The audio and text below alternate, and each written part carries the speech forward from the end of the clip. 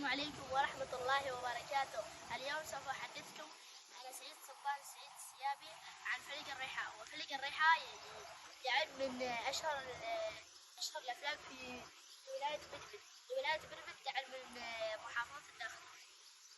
ويشق فلق الريحاء في الوادي ويمر بالحارات والمزارع. مر أيضا في الحصن الموجود في حارة الحصن الموجود بالولاية.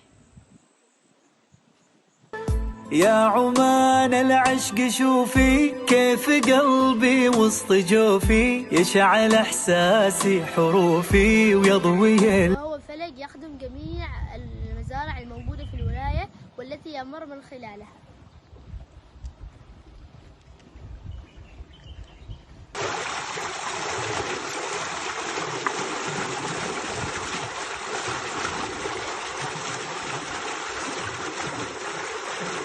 بلادي لو غليتش كم اخذت وما عطيتش، ما ضميت الا رويتش والعمر دونش خساره. من حضاره لحضاره شيد الماضي فخاره، كيف يختصر شعوري والوطن صعب اختصاره. يا بلادي